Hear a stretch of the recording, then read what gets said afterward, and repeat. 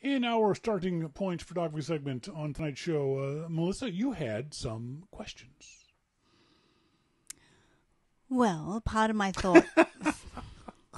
3 off there, didn't I? Part of my thought process was... now, last week you spoke about Lisbon and some of the wonderful sights in Lisbon Yes. and that sort of thing. So I thought I said to you after, we should follow along with what you're wanting to teach while you're in Lisbon as well. Yes. And one of those things is street photography. Okay.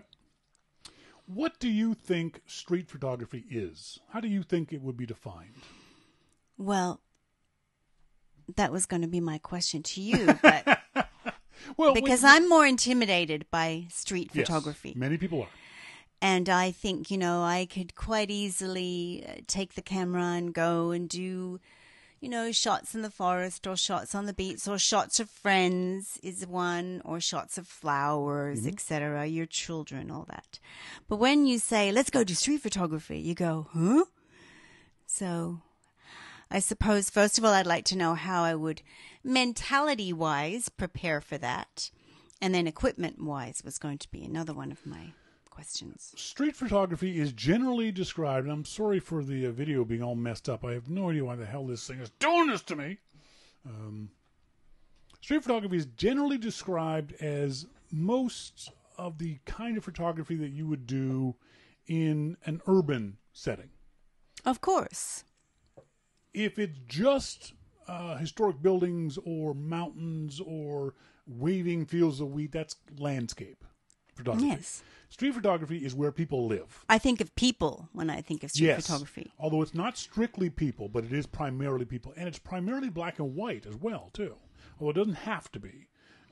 Most often, for whatever reason, shooting people just look better oftentimes in black and white, especially in urban environments. There's something, it's the grittiness of the urban environment that we see in street photography. So anytime you're taking pictures in a city, think of that as street photography, even if there's no people in there. If you're taking pictures of pigeons, if you're taking pictures of cars, of buildings, that's all considered to be street photography. So the way to do that, first of all, let's talk about equipment. You can take any camera and do street photography. You may have seen me ranting and raving this morning. Some idiots said, can a pro photographer tell the difference between a $400 camera and a $4,000 camera? No, for the most part, for average everyday pictures. They can't tell the difference. So it doesn't matter what camera you use for street photography. You can use any camera that you have. Street photography is not about the gear. It's about what you capture, the look you capture, the ambiance, the people, the shadows, the leading lines of a stairwell, of an escalator, the cars going by, the blur of street traffic. So don't think of that you need a particular kind of camera in order to do street photography. One thing that generally you want to do, though, with street photography is have a wide angle lens. Not too wide. You're not looking at like a 9mm lens that makes everything look really weird. But generally you want it a bit wider because you want to capture things that you may have to crop into later. So someone's walking down the street. If I've got a wide angle lens, I can take a picture of them and the 4 people who are standing next to them. If I have a telephoto lens, I can zoom in on just them. But I like shooting wide for street photography because you never know. Maybe that one person you're looking at isn't the subject of your photo. You look at it later and you realize the person to the left of them had a better face, or the person to the right. So generally you think of a wider angle lens to shoot street photography. Now, that means that's good because most cameras, if your kit camera, it has an 1855 lens, boom, you're done. You've got a wide angle-ish lens. Your iPhone has got a fairly wide angle lens. So don't worry too much about the kind of camera you're using, whether it's a DSLR or a mirrorless or an iPhone or whatever, my point and shoot, doesn't matter. Street photography is often described as more of an attitude in the sense that you have to want to go out and capture a particular aspect of the world around you that's, if you're shooting people, in constant flux. People are moving all the time. People aren't standing still. They're moving back and forth. You can do street photography on the go. You can be walking and talking to someone else and taking pictures, or you can stop. My preferred technique is stopping. I saw this great video of a guy in Holland. It was a famous street photographer. And the way he shoots is he has this little mirrorless camera like the Olympus M1 with a little tiny wide angle lens on it. And he walks around, the camera's already set. It's already pre-focused, it's already got the right aperture, it's already got the right ISO, everything is set. And he walks around and just goes, click. Just points the camera at people's faces and walks away. And people are always, I saw a video and they showed the video like basically over his shoulder. And the video captured the people in that moment after the camera stood up on their face, and then he just literally walked away, and they're like, what the hell was that? Who was that? Generally, street photography isn't done with a telephoto lens. You don't get a 200 millimeter lens and stand across the street. You lose the intimacy. You lose, those photos tend to be flat, not as pleasing as if you had a lens that wasn't a zoom lens. There's the old joke that the narrower your lens is, the more balls you have. Mm-hmm. So if you're shooting with a 35 millimeter camera, you've got to get up fairly close to somebody. They know you're shooting them. And I think that's fair. I think if you're taking pictures of someone, even if you don't ask them to take the picture, you shouldn't be hiding to taking pictures. Yeah, you can go hide in the African Serengeti when there's lions around, but if you're in the street, be there. You have to have the confidence to be there and take the pictures. And that's why street photography, for a lot of people, is a lot easier if you're with a group. Whether that's a group of friends, whether it's you and your significant other, whether that's with a bunch of people in Lisbon. Dun, dun, dun. Because the group will give you confidence. The group will help you feel safe because you watch out for each other, especially if you happen to be in a sketchy area. It also gives you the confidence to, if someone doesn't like the photos you're taking, if they decide they want to make a scene about it, you've hopefully got a group of people who can back you up. That doesn't happen very often. It does happen, but it doesn't happen very often, especially for tourists. If you're in a touristy area, the vast majority of people who work there, who walk through there, who live there, know they're liable to get their picture taken. So you don't worry too much about that. If you're in a third world country in the backwoods of Afghanistan, yeah, then you worry about it. But for the most part, if you're in the developed world, you don't have to worry too much about it. You didn't take pictures when you were in India, did you? Yes. You did? Mm-hmm. How did you feel about that? Here is this very pretty white woman, red hair, green eyes, in a foreign country. You don't speak the language. How did you take photos? Did you take photos of people? But I didn't take very many. It wasn't. How did you get the courage to do that? Well, one of them was, say, for example, when you're down on the Ganges, there's so many people, and I was out on a boat. I was out on a cutout canoe type thing, so I could take pictures of people very safely from a distance while I watched the dead cow float by. So you weren't on the street taking photos of people in a market or that kind of stuff? A little bit, not very much. So street photography starts off with you having the confidence to push the shutter. Well, yes, and that, to me, you have to go out with a very different attitude if you're going to go. It's like, you talk about go and be a photographer for an hour a week or 2 hours a week. And I think if you're going to do it in the street, you've got to think about it beforehand and think, okay, I'm going to go to street photography. Yeah. And it's you got to be a little bit braver, and you have to approach your photography in a very different way, I think. You definitely have to look at what you're going to shoot in a different way, especially, again, you're shooting people that are moving. Generally, people in the city aren't just standing still; they're going about their business. Or people in a they're outdoor cafes and things like that. Market or things like that. People are moving around. Yes. So you have to be fairly confident in your settings. The settings for street photography are fairly easy. You set your aperture to f8. That's a fairly mid-range. F8, F11 are called the fire and forget apertures. That's a good one to shoot because you'll get the whole person's face in focus and a little bit of the background out of focus. Not a lot of it, but some of it out of focus. Generally, you want you to make sure your shutter speed's over at least 125 frames per second. It's not it. 120. Sorry, 125th. 125th of a second. 125 on your shutter speed. I generally keep mine to 200 or even higher, 300 or 400. So you want to keep your shutter speed fairly high to catch, to stop the motion of the people who are walking towards you, unless, of course, you're shooting for blur. I will always try to shoot at least one street photography shot. And I don't know why I do this. I just like doing it. I like the idea of shooting over someone's shoulder, someone who's got an interesting profile, and have the cars on the street behind them go by in a blur. And the way you do that is you stand still. You set your shutter speed to, say, 1/100th of a second. And if that person's staying still waiting across the street, when the car goes by, the car will be blurry, but they'll be in focus. We've all seen this shot. We know what this shot looks like. I just like practicing that particular shot. So I try to keep my shutter speed to more than 1/200th of a second.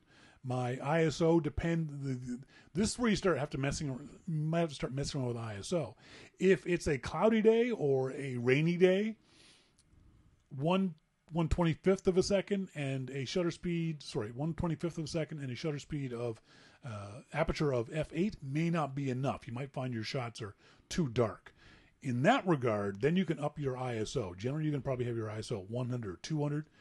Nowadays, if you bought a digital camera in the last 3 to 5 years, you can bump it up to ISO 400 or 800 very easily. And what that does is it makes your sensor more light sensitive.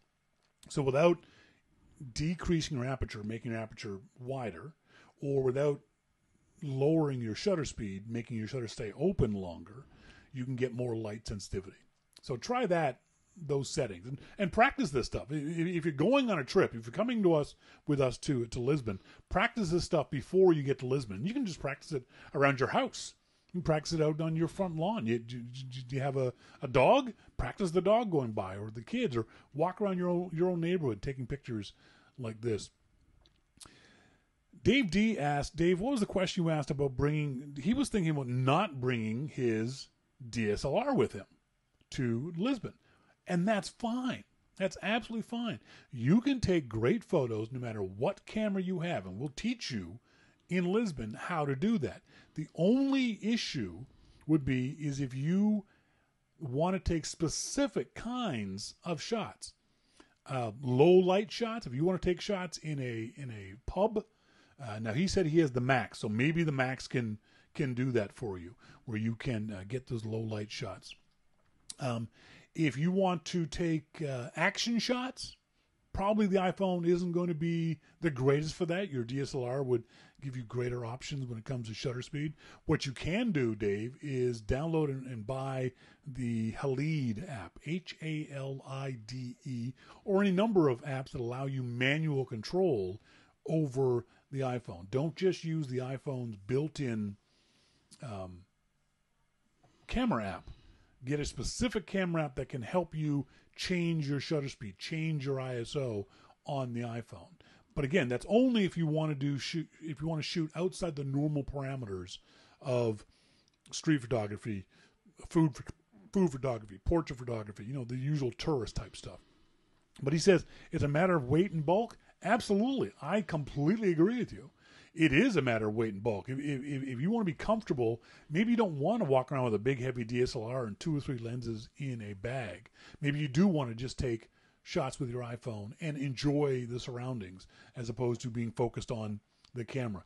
Don't worry about that. The stuff we teach in the classes that we'll do will be suitable to any camera. You don't have to have a DSLR. You don't have to have a mirrorless camera.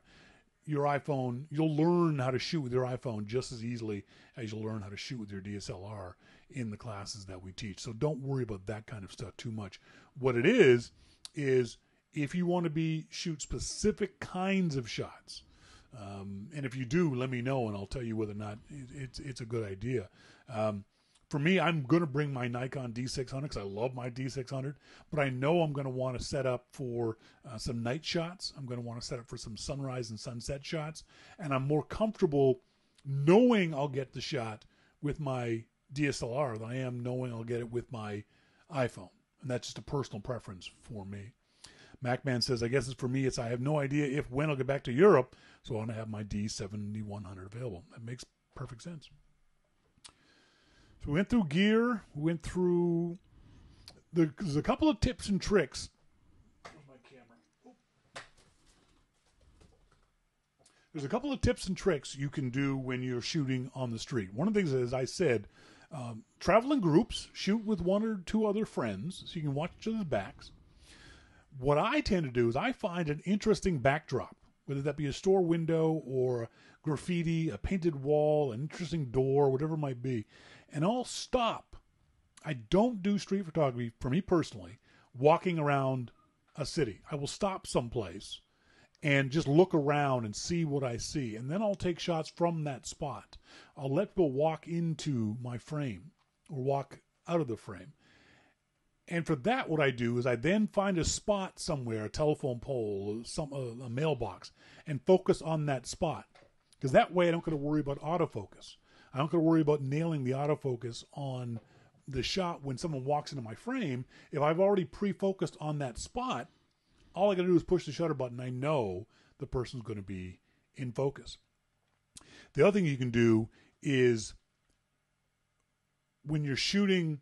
Say someone's walking towards you and they've got a great face. We were shooting last summer on Granville Street here in Vancouver, and it was the same day that the local racetrack had their fancy dress up day. And so there's all these people with the fascinators, the cool funky hats. And there's these two really pretty young women walking towards us on the street, and they had these great hats on.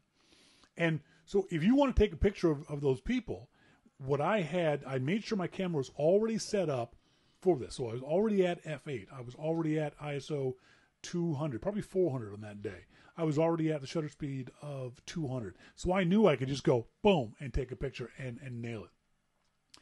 Now for me, I don't worry so much if somebody gets upset that I'm taking a picture of them. And that's just probably just simple arrogance on my part. I'm a big guy. I'm not worried about somebody saying, what are you doing? Take my picture. Vito and I love this story. Vito and I were sitting at a cafe in Vancouver, and this young man walked by us, and this guy was gorgeous. It was a very, very handsome young man. And I grabbed my camera, and because it was already set up for the shot, went bang and took a couple of shots of the guy. And he stopped. We were sitting at the cafe tables. The guy stopped and went, what did you just do? I took a picture of you. Why? Because you're very good looking. Oh, and walked away. I can do that. I have the confidence to do that. If you don't put yourself into a situation where that can happen to you, where somebody can challenge you, where somebody can, at the very least, make you uncomfortable about taking pictures. So travel with a group. The other thing you can do is, I love this technique. You don't look through the viewfinder. If you've got everything pre-focused, pre-done, already, you can look past that person. So the person is walking towards you. And in the meantime, I can take a picture. I'm not looking at them, so they don't think I'm taking a picture of them, but I'm taking a picture of them as they're walking towards me. The other thing you can do is look through the viewfinder, take the picture, but don't move your eye away from the picture. Because what happens is, as soon as you move your head away from your camera, the person knows you took a picture. So if you take the picture but leave your eye there, they think you're waiting for them to get out of the way before you take the picture. So there's all kinds of little tips and tricks and techniques that you can use. Our friend Tony Rosario, Tony has got this great technique where he says he has got a mirrorless camera around his neck with a wide-angle lens on it. And Tony goes out dressed up like a tourist. He's got a I Love New York t-shirt on and a stupid hat and wearing Bermuda shorts. He looks like a tourist in New York City. And because he looks like a tourist, everyone ignores him. The people of New York just completely ignore him. But he walks around with this camera strap around his neck and the camera there. And when he sees something of interest, he starts fiddling with the camera strap. But at the same time, he's got his finger on the trigger of the camera. So what he's doing is, as he's being Joe Tourist and trying to get his camera strap ready, he's taking 15 pictures of somebody as they're walking towards him. But they never look at him because he's just a tourist. He completely blends into the background, and they have no idea that he's taking pictures of them. The other technique you can do, and this is always a discussion in street photography, do you or don't you? Ask permission. It's not that hard, especially in tourist areas. People are expecting pictures. A shopkeeper or just a person in the street. If you speak the language, great. If you don't speak the language, learn a couple of phrases. Hello, obrigado. Did you know that obrigado is for men? Obrigada is for women. Oh, it's like a Beatles song. Obladi, oblada. Obrigada. Say it again. Obrigado. Obrigado. No. That's for men. Obrigada. Obrigada for women. Because usually the word itself is male or female, and I'll have the O or the A on the end of it. In Italian, there's Valentina and Valentino, male and or female and male. Same in Spanish too. But in Portuguese, it's the gender of the person speaking that changes the word. I think is really interesting. So for me, obrigado, which is thank you, is obrigado is the male speaking, and obrigada is the female speaking. Obrigada. So you learn a couple of phrases. What you can do is just ask the person. Even if you don't speak the language, you can point to your camera and point to them and smile. Always be friendly. Always be smiling. But be ready to take the picture. Don't make the person that you've asked to take the picture wait 5 minutes when you go, hang on a second, aperture light, do a light reading. No, have it ready ahead of time. So all you have to do is go click and say thank you very much and walk away. If the person says no, don't. Under no circumstances should you ever take a picture of someone who's expressly told you no. Whether it's through a finger wag or whether it's a head shake or they've actually said no, don't then walk down the street and try to take a sneaky picture of them. That's disrespectful. Respect their right to say no. If they don't want their picture taken, they'll tell you and you just go on. One of the other things you can always do too is in touristy areas, I found this out first of all in San Francisco. In touristy areas, some people want to get paid for the picture. I think it's the last handmade fortune cookie shop is in a little dark back alley in San Francisco. It's like a little sweatshop where these little women hand make fortune cookies. They've got a whole big box of fortunes, and they've got the dough, and they put the box in, and then they fold it, and weird. It's kind of cool. So this woman had a sign in English. It was all Chinese. In English, saying photos $1. I was like, okay, that's fair. So one thing I try to do is have a bunch of dollar bills or dollar coins if you're in Europe or Canada or other places where you can just give someone $1 for taking a picture. One thing I will encourage you not to do, don't take pictures of the homeless. Give them the $1, but don't take pictures of the homeless. Unless you're a professional, there's really no way to do that with dignity. There's no real good way to document that unless you're a pro. You're just going to end up sounding and looking exploitative if you do that. So I would encourage you not to do it. Now, there are people here in Vancouver on Granville Street who are obviously homeless, but they're doing something. There's one guy who's a really good sculptor, and he's taking just pieces of wood and sculpting not miniature totem poles, but the faces you see on totem poles, he's carving those into wood. I took a few pictures of him and gave him $5 because he was doing something. But if it's just a homeless person, for whatever reason, try not to take pictures of them. Give them their dignity and don't take those shots. One of the great things that's going to happen in Lisbon, and I love doing this, is we're going to walk around in Lisbon, and you are going to be free to do this. Hey, Sean, that guy over there is really handsome. I want to take his picture. Go ask him. And I will quite happily walk up to that person going, excuse me, we're a bunch of photographers. We think you've got a great face. Would you mind if we took your picture? And most of the time, 90% of the time I've done that, they've all gone, sure. Because all of a sudden, they're a model. I say, you got a great face. Here, I always have a business card. Here's my business card. I'll send you the photos if you'd like. And then, again, if you're ready, we can take a bunch of photos real quick with the person. And while you're taking photos of them, this is what we did on Granville Street with the two ladies with the hats. I'm engaging them in conversation. Why are you wearing the hats? How much did it take to put them together? Did you buy them? Did you build them yourself? That kind of stuff. So while I'm talking to them, you guys are taking pictures of them so you can walk around them and you can get different angles and that kind of stuff. So I'll keep their attention for 3 or 4 minutes as you take pictures of people. So that's going to allow you to be able to shoot much more comfortably this kind of street photography. And we're going to do that a lot in Lisbon. There's a wonderful neighborhood. Melissa and I have seen a bunch of videos of this district called the Alfama district. And it's the one with the stairs. And it's very hilly and narrow and windy. And I think it's going to be a great district to go to take photos, even during the middle of the day, because of the narrowness of these corridors. You're not going to worry about too much bright sunshine. There's going to be lots of shadow there. And there's going to be lots of people. This is the working class neighborhood of Lisbon called the Alfama district. And it's near our hotel, within walking distance of the hotel. So we're definitely going to spend at least one day walking through the Alfama, getting some great shots of stairs, people coming downstairs and buildings and other things like that. Did we cover everything you wanted to cover?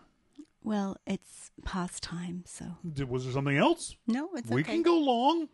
If my wife wants to ask questions, No. I will happily answer her questions. No, I'm fine.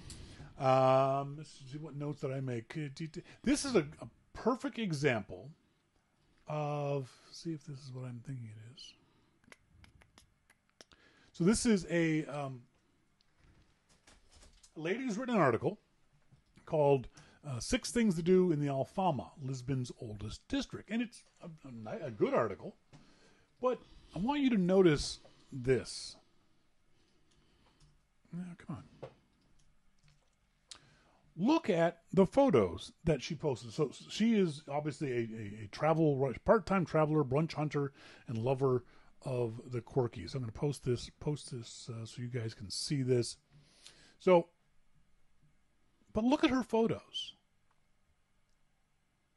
She is in a place that gets 200 days of sunshine a year. How did you post that photo, lady? How did you post this dark, dreary photo of Lisbon? That is Tram 28. We'll definitely be riding that. It goes on. Look at this. This is a terrible photo of Lisbon. This is what we were talking about, I think, on last week's show. That these photos should make you want to go to the place, not, I'm never visiting there. Mm-hmm. That's just a terrible photo. And my first thought was, oh, the poor thing. Maybe she was just there for one day. And it was cloudy. And it was a cloudy day. But still, even on a cloudy day, that's a terrible photo. Another one. This is I think this is the National Cathedral in Lisbon. And in situations like this, just don't take the photo.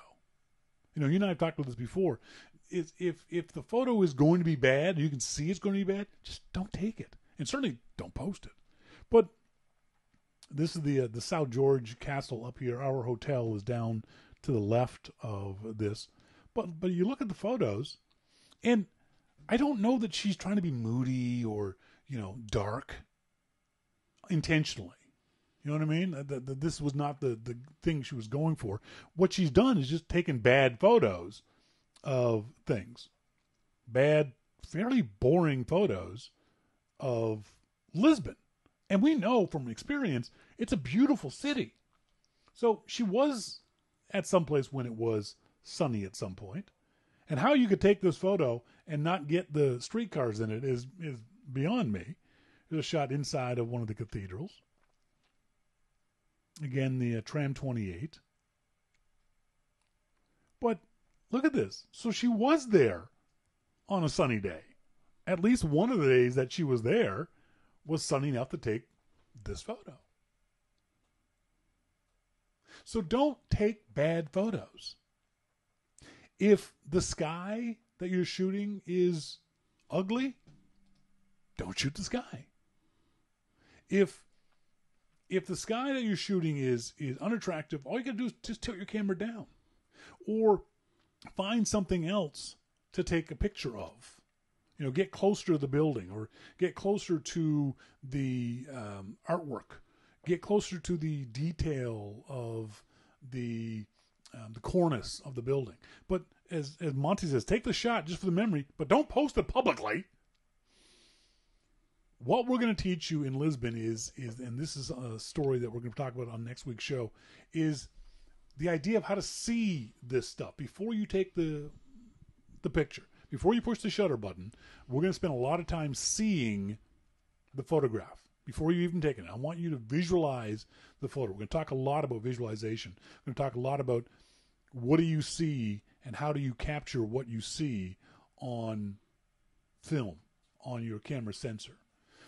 These are shots that she's taken that what she sees is different from what her camera sees. She sees the building, but doesn't really pay attention to everything else. She's not a photographer. She's a travel writer, and her travel writing is fine. Her photography is lacking. This is not a bad shot. I don't mind this picture. You can see, though, it was obviously a very sunny day, and she got a decent amount of light on these shots.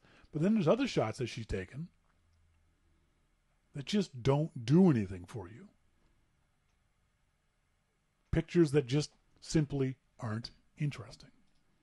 You know what I mean? And if you disagree with me, please say so.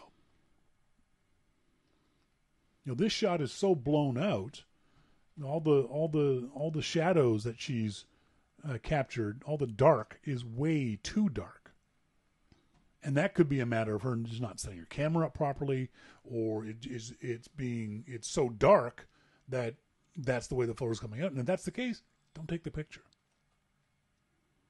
One of the advantages you'll have as you practice photography more is, and this is one of the revelations that I had as a photographer, is I take fewer photos now that I know more about photography, because I can look at a scene and go, wrong light, or I'll come back tomorrow when it's sunny or cloudy, or I have to go over here to get the shot, as opposed to what we said before many times, as tourists, as beginners, our feet get nailed down, we just take this shot. The shot that she's got here, I don't know that you can improve the shot from where she's standing. It's not a particularly interesting photo. You know what I mean? Mm-mm. Not for a travel photographer. If these are friends of yours, and this is going to go on Facebook, and hey, this is Tony and me in the Alfama district walking around, okay, fine. Mm-hmm. But as a travel writer, this is not a shot that is of any interest to me at all. Again, blue sky. So she was there for blue sky at some point. I like this one because it's kind of moody, but her horizon dead center. I know, Ong. I know. Don't rag on me. And again, just a flat, boring sky here. And in this case, if your sky is flat and boring, don't take the picture. Shoot this thing down here. You can see this might be a cathedral. You know what? That's that convent with the collapsed roof. Oops, shoot. Yes, that's what that is. Go shoot that. This is probably a shot from either Miradoros, which is a sightseeing spot, or from the balcony of her hotel, or whatever it is. But you look at this shot. I look at this shot. I walk out on her balcony. I see this and go, oh, crap. It's a really shitty sky. Okay, I'll take a different kind of photo. Shoot for the light that you have, not for the light you want. If this had been a beautiful blue sky with big puffy clouds floating along, maybe this would have been a nicer shot. But with this flat, gray... Well, she got the crane up in the right corner there. Yeah, and that's the other thing, too, is crop this out. Crop that crane out. So, anyway, that's what one of the things that we're going to be talking about as we move forward to Lisbon. Don't forget, if you want more information about the Lisbon trip, please send me an email to Sean@yourmaclifeshow.com and answer any questions you guys like. Also, go to startingpointphotography.com to get more details about the hotel, the wonderful Tesoro de Baixa. Y'all have no idea how proud I am of saying that. Because I don't speak any other languages. So being able to say Tesoro de Baixa is very cool.